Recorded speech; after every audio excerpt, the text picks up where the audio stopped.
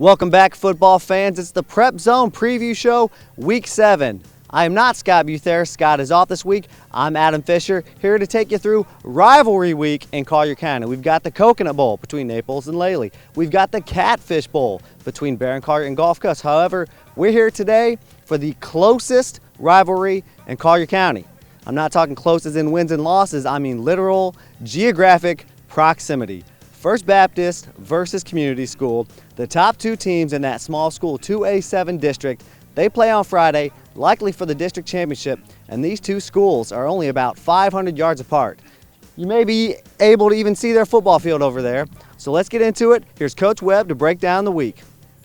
Hello, football fans. Coach Webb, Week 7 of the high school football season. We're moving down the home stretch, and every team wants to go into the final 4 games with momentum. We got 2 great county games and a big district showdown this week. Game 1, Gulf Coast travels to Barron Collier. Both of these teams coming off big district wins last week. They want to keep momentum. Gulf Coast got their offense moving last week for the first time all year, and Barron Collier might be the hottest team in the county. I like the Cougars. They're at home. I think this one's going to be close. Game 2, Naples travels to Lely in the Coconut Bowl. Both of these clubs coming off a big district wins. Folks, until somebody can beat Naples on paper, they're the team to beat. But Lely is capable of the upset. They got the dual quarterback. He's got a rocket for an arm. If Naples takes them light, Lely could spring the upset. And in our spotlight game, we've got it all. We got a neighborhood rivalry. We've got a district game that's probably for all the marbles. We're at First Baptist. They're going to walk across the street to play community school. And joining me is the head coach of First Baptist, Billy Sparacio. Coach, you've been here since the inception of this program, and I've seen through the years, and I think I know what you're trying to do. Every year you seem to bulk up your non-district schedule to get that a little tougher. What's the reasoning behind that? There's a lot of reasons, I think it's just it's a lot of fun, playing some of them good teams, and you develop relationships with some of those coaches and those programs, and they're shooting for the same thing. So the battles are good. Lakeland Christian, Wayne Peace does an awesome job up there, and we've played them the last couple of years, and that's been a lot of fun. Melbourne Central Catholic, same thing there, and it's just been great playing somebody like Allstott's team, who's a big 2A school. I think they had a big ranking early in the year, and I'm sure they're doing great. So we came out on the short end this year a little bit, but the kids, I think they learned from those tight ones and opportunities for success, and it's just all around good stuff. Well, your goal always is to get into the playoffs, and when you play better people, it gives your kids that feeling of what it is to play in tight ball games, and when you get into district play, that plays a big part. Well, this week, you've got your rival right across the street. You can walk over there practically, and besides the fact that it's probably going to be for all the marbles for the district title, is the pressure a little bit more this week for a game like this? Yeah, it's a big district game, so, you're playing big schools and different things. There's always pressure. You put the pressure on yourself. But, it would be, try to win another big district game, and they're doing a great job. They're well coached. They have a very good team.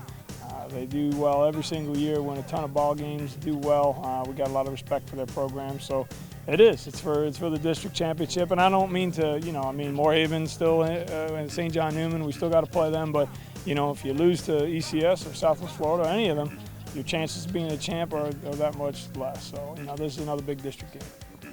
Well, I've seen both of you, and I know that fundamentally you both are very, very sound. What are you going to have to do to try to shut community school down a little bit?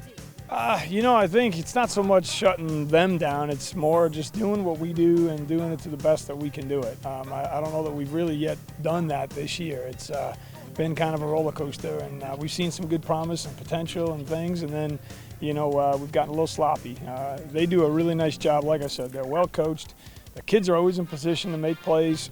Their kids step up and make those big plays when they need to. So, you know, that's hard. It's hard to shut somebody down at what they're good at. What we just need to focus on is FBA and just doing what we do to the best of our abilities. And hopefully if we do that, good things will happen, and, you know, it'll turn out good.